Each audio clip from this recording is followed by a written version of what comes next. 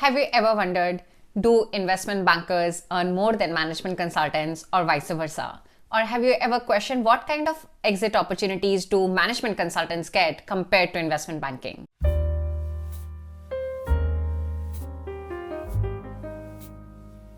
Hi, if you're new to my channel, I talk about all things consulting and in this video, of course, investment banking, MBA and personal finance. So feel free to hit on the subscribe and the notification button so that you get notified whenever I'm putting out videos so that you get to learn from my experiences. So it's a very well demanded video on my channel. A lot of people have been talking about, hey Shatakshi, should we join investment banking or should we join management consulting? Which one is more covetous? So I have divided this video into 4 parts, and the 4th part is definitely a salary comparison between investment banking and management consulting. So stay tuned till the end.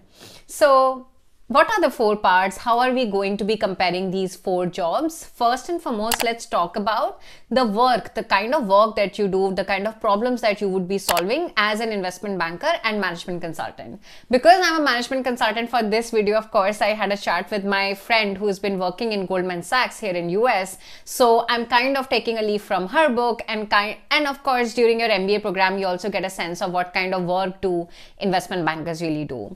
But that's first section.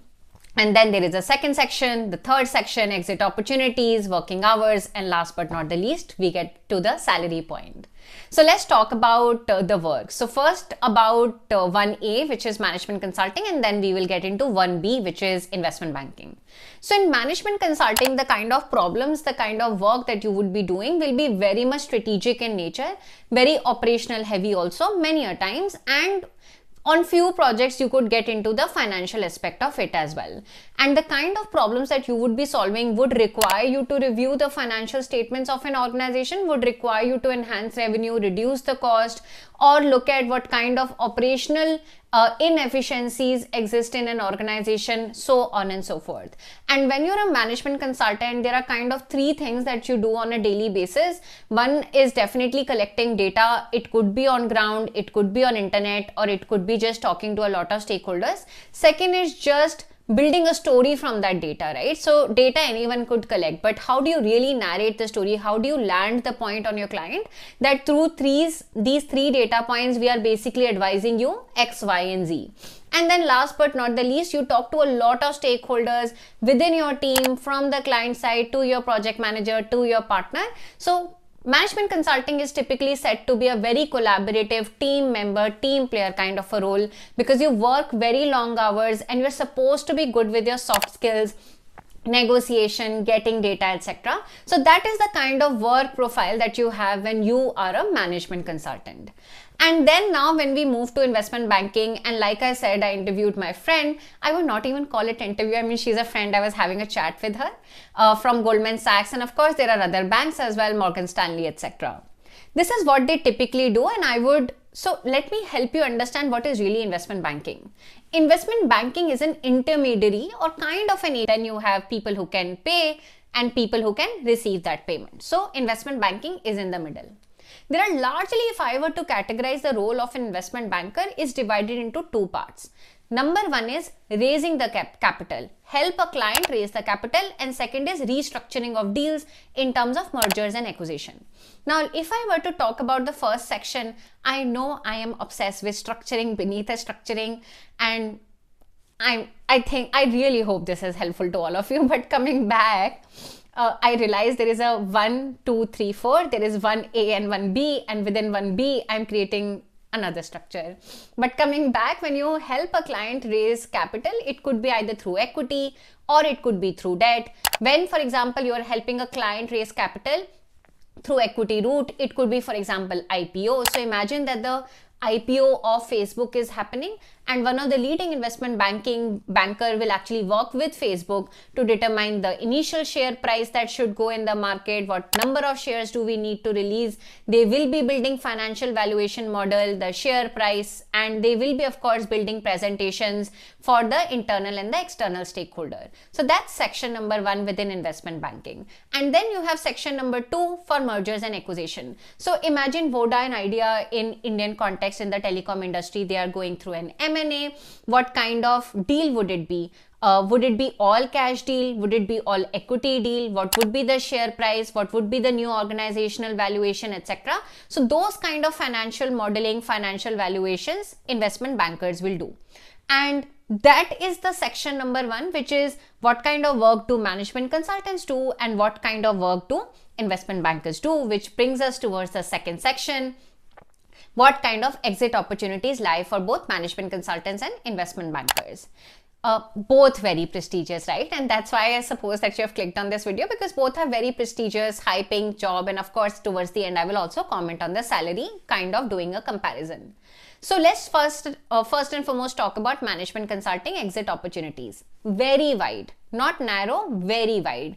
In fact, that's one of the primary reasons why management consulting becomes a hot opportunity or a job for a lot of people. So for example, when I was leaving BCG, automatically a lot of leading venture capital organizations in India, private equity funds, hedge funds here in US reached out to me for working with them. That's on the finance side. And a lot of leading unicorns in this country reached out for me to become the chief of staff to either their CEO or their CXO. So that's kind of a strategy / operations role for a leading CXO or a CEO in a startup. And then there could be third opportunity also. For example, I have been very much inclined towards social impact. So there were leading social impact organizations like Bill and Melinda Foundation, there is Clinton Health Foundation, wherein I could get an exit opportunity. So very wide pool of opportunities, and finance seemed to be one of them. Talking about investment banking, because your hard skill and your technical skill of financial modeling, of financial valuations becomes so strong, the obvious next exit opportunity becomes very obvious, that the venture capital, the private equity, the hedge funds reach out to you. I know that there is a commonality for management consulting and investment banking, which is the finance section. But of course, if I were to be very candid, there could be a ratio of 2:1, which is that if there are 3 openings in a venture capital or a private equity organization, then for two people, they would reach out to an ex-investment banker, and for one, they would reach out to an ex-management consultant. Why? Because investment bankers do tend to get a very good hold of the technical skill around financial valuation. I'm not really, don't quote me on this number, but that's been my overall experience in terms of the kind of organizational mix that exists in private equity, hedge fund, and venture capital organizations. So that's the end of the section number 2, and we are getting onto the hours. I had also made a separate video around the consulting hours, so feel free to check that out. But coming back to the third section, which is the hours.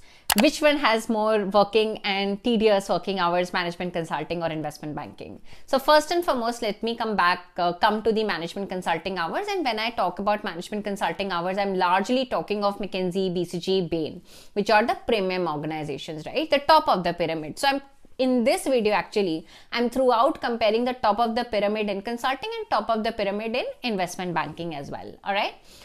So on an average, a consultant will be clocking in 60 to 70 hours per week, which is in itself very extreme number of hours, right? But on an average, the investment banker will be clocking 80 to 100 hours per week. So investment banking is not for the light-hearted. I had a lot of trouble managing my time when I was a BCG management consultant, and I have few investment banker friends who are here in US, few in London, and few actually in India, and they many a time scrib about working long hours. So it can be very tedious. Which brings us towards the most hot topic, because of which perhaps you would have clicked on this video, which is that who earns more. So once again, I had made a video, very detailed video around how much consultants make, and there is a spectrum between BCGs of the world to the Big Four and the boutique consulting organizations. So for example, in India, I'm a graduate from ISB Hyderabad. On an average, consultants after their MBA get in the range of 28 to 33 lakhs. This is the overall package. This is the overall CTC, annual bonus, etc. is also part of it. Now, coming back to investment bankers on an average fairly make 30 to 40% more than your management consultants. So it could be a pretty darn good deal if you're working in investment bankers. Having said this, please choose investment banking if you are very clear that it is only finance that I want to work in throughout my life. Why? Because of two reasons.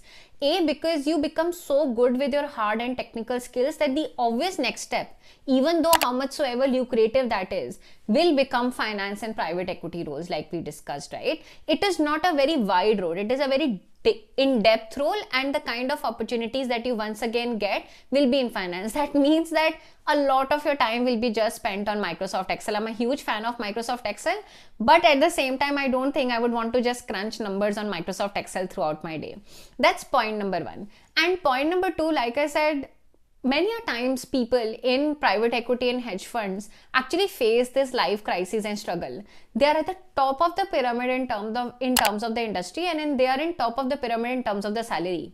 And then it becomes very hard for them that, hey, I don't like my job, I don't know what to do. What should I do next? Because anything that they do, they will have to actually get varied skill, larger than just running models on Excel. And of course, you learn how to make PPTs, how to talk to stakeholders, but that could be a little challenging task. And hence, for example, for me, management consulting made a lot of sense because you gain a wide variety of skill. Even as an entrepreneur today and as a startup co-CEO and a founder, largely the kind of skills that I deploy to my startup are actually coming from management consulting and one more e-commerce venture where I had worked. So once again, there is no right answer. I've always maintained on my channel, please don't pick up job opportunities just because they're covetous or just because they're high in salary or there could be other reasons, right? Just spend time with your own self. Figure out what kind of where do you derive your energy from? So for example, I realized in consulting, I derived a lot of my energy by just problem solving things, making issue trees, figuring out the hypotheses. But making those PPTs for so many hours on a daily basis was just energy draining exercise out of me. Even though it is such a covetous, high paying job, I realized after a point of time that I just don't enjoy decking all the time, right? This is the honest reality for consulting, and similarly there are honest realities about investment banking as well. My job with this video was to help you with the comparison so that you get exposed to another more type of information. And I have always maintained, if you're preparing for investment banking jobs or consulting jobs, I would look forward to reviewing your comments in the comment section. What kind of preparation you've been doing, I would personally review them, and if there is any feedback or input, I'm more than happy to share. And like always, I'm on a chai break. This is a cold tea right now. In fact, I've become a huge fan of even drinking cold tea at times. And like always, if you like my video, feel free to click on the like button, share it with your friends so that they get to know about all the cool information I'm sharing with all of you. And as always, if you're interested to pursue an alternative to international MBA, and if you need more help with venturing into your career in management consulting and impact investment, feel free to check out my education venture, globalgovernance-initiative.org. With that, take care, stay happy, stay healthy, and be kind. Bye-bye.